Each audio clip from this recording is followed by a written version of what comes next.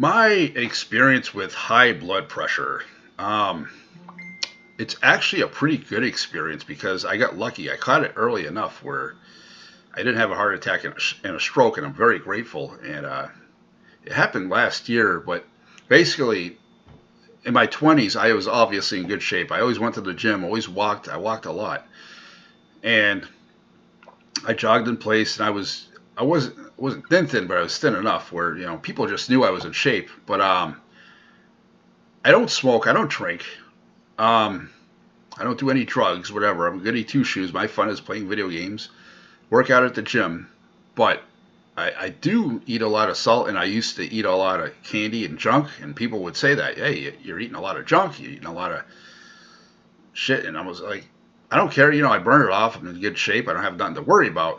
Now in my 20s, okay, fine, but then in my 30s, um, it started catching up with me, but not a lot. And when I started owning a house or co-owning a house, I knew I had to work overtime, and the pressure of you have to work the 12-hour shifts, so you have to work the overtime to make it. Really, I think that's when it started.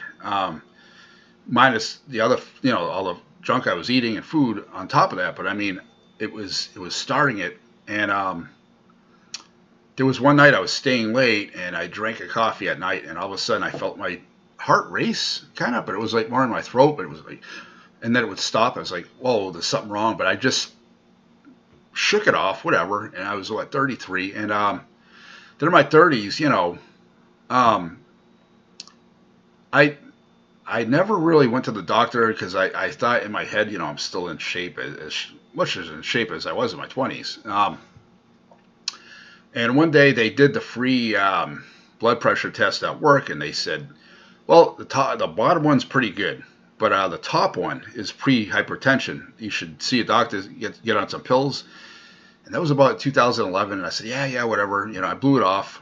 And so then last year, 2016. Now at this point, like little did I know, because I really never compared my pictures, but if you compare the picture now compared to like even years ago, I just found one on my Facebook of me holding my cat when my face was like really red, really kind of fat, and now it's whiter.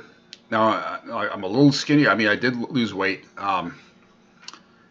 I had to quit soda, but anyways, what happened was basically 2016, which was last year. They did that free blood pressure test again at work, and I thought nothing of it. I said, fine, I went in there, and she did it like two or three times. She goes, that can't be right. Turn it around, turn it around, turn it around. I said, what? She goes, ER, right now. I said, what do you mean? It was like well over 200, like 230 over 135 or something like that. And again, I really didn't notice it, but I guess looking back, I did, but didn't really think nothing of it. I just thought, whatever, brush it off like a stubborn bastard that I am. Basically, what would happen was my heart would just start racing from out of nowhere and then stop. Like I kind of feel it in my throat, but it was it was weird. It was like, but I knew something was wrong, and I'd feel lightheaded, and I just thought it was like, oh, just a seasonal thing, maybe a panic attack or whatever, right? And that's the thing, I actually thought these were panic attacks because I had them when I was a teenager, not realizing it had to do with my high blood pressure. So, anyways, I'm feeling good at work, anyways, and they're like panicking. Everyone's panicking. Get right in there. They called the ambulance, and I went to the doctors, and they said, no, you weren't supposed to walk over there. You're supposed to have me drive you over there. Or my boss said, yeah, you're supposed to have me drive over there. And I forgot my phone. And I'm like, son of a fucking bitch, because I don't write numbers down. I'm like, fuck, I don't have my phone. So they called the ambulance. And now in the ambulance, supposedly, on paper, supposedly, now it got up to 260, I think even 280 over one something, and they were like, do you have blurred vision, do you have this, do you have that? I'm like, no dude, I'm perfectly fine. I said, this is cool. And they said something like, if you have a heart attack right now, it's not that we can do about it.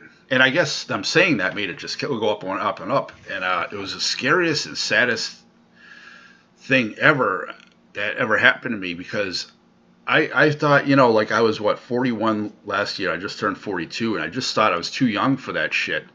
not even realizing, yeah, you could be in your 20s and 30s and still have high blood pressure. Just me and my stubborn fucking head, I just thought, whatever, just keep on going, keep on going. Just like a car, if you keep on going, don't check it out, and something happens to it because you didn't check it out, or it gives warning signs at least.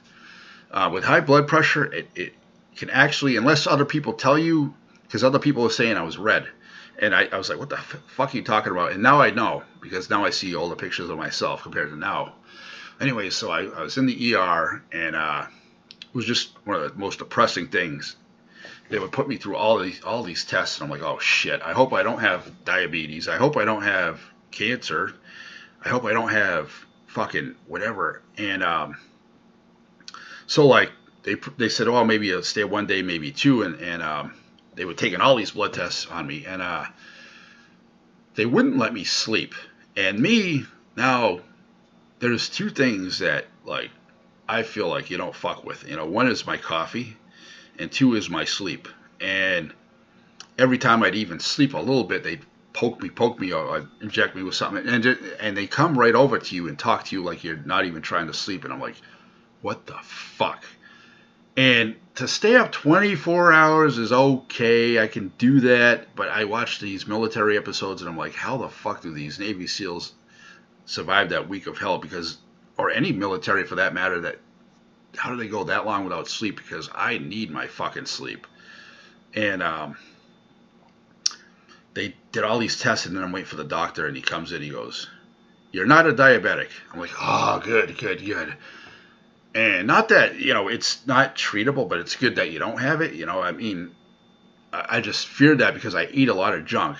And but they said your blood sugar is still high. So what they did was they did two tests on me, where the first one said it was really skyrocket high, but the second one was like how I've been my whole life, and that one was perfectly normal.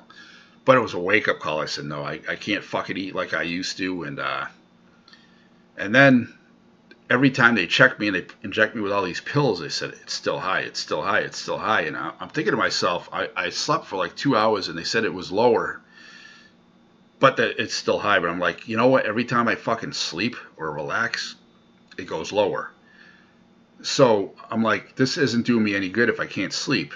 And it was a foolish thing to do, yet I think, honestly, as human beings, there's only so much we can fucking take. I had a roommate that was actually pretty cool. We were talking, and then, you know, he left, and I was like, ah, shit, okay, who's my next roommate going to be? The next roommate was this guy that couldn't walk, really big guy. He was on bed rest, and mandatory bed rest. That means he couldn't get up to piss. They had to take care of him 24/7. I'm like, I got to share the room with this motherfucker. No fucking way. And then the priest came in the room, and he looked just like the guy. I mean, just spitting image of the guy I work with. And I was like, holy shit. And he was a priest. And I was like, wow, you're a priest. It's fucking cool. I loved it, because it's been a while since I've been to church, and I'm ashamed of it. And yet I grew up Catholic, and I was going to a non-denominational Baptist church for a while. I loved it. And as soon as I moved out here, I get so anxious about going to a new church, and I just haven't gone. I'm not proud of it. I'm not proud of it at all, but I'm not ashamed to say I'm a Christian. I have Jesus all over my house. Like, I actually, you know, got a lot of those knickknacks or whatever you can hang up on your wall to put his presence in my house. I'm not ashamed of being a Christian. I'm just ashamed of the fact that I haven't gone to church in a while. So I feel like preaching is kind of weird to me. I wouldn't say hypocritical, but just kind of weird. Teaching somebody is different, I think. But anyways, so the priest walks in the room, and he asked me what church I'm affiliated with, and I'm like, oh fuck, you know, none. And I was ashamed, and he kind of like, yeah, he didn't really shun me, but he didn't respond, and he walked away, and I'm like, yeah, you know what, if you have mass, I wouldn't mind going, you know. It's always been just, I have an anxiety issue, and that's why I haven't been to a new church, because I just get anxious. Whereas my old church, everyone knew me. The people knew me at least there. And but I don't know, there's something about going to a new church where I just like, whoa, you know. But anyways, so yeah, the priest came in and he left, but it was kind of creepy. in a way, almost like an omen. Like, oh my God, I hope my time's not here. Time's not done, because I still want to stick around longer. And then I was thinking, no way, it's a divine intervention. Somebody's intervening before it can happen. And I'm like, wow, like there is a God and there's angels watching over me, and I feel that way. Like I felt that way that day. And so what happened was they were giving me all these pills to try to see what pill worked the most with me. And this is where you can argue it was a mistake, but even to this day, I think I would have done the same thing. I said, look, I'm fucking sick of this shit. Get me out of here. And they said, they made me sign something that if I leave, I was in danger of having a heart attack and a stroke because it was still high. I was like, just get me the fuck out of here. This is aggravating me. I'm going without sleep. And when I go without sleep for a long period of time, I become a totally different person. I'm like, and I was getting to that point, but I didn't want to get to that point yet. It was starting to wear off. I'm like, just get me out of here. Give me the fucking pills that I'm supposed to take, and I'll fucking do whatever the fuck I have to do on my own. I'll diet. I'll fucking exercise, whatever the fuck. So, so I went home, and then my primary doctor, put me through the ringer, gave me all these tests. Like they said, oh, you're. First they told me like my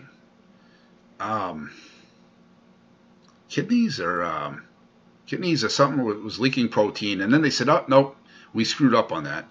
Okay, we made a mistake. Okay, then they would tell me one of my glands was slightly high, something about the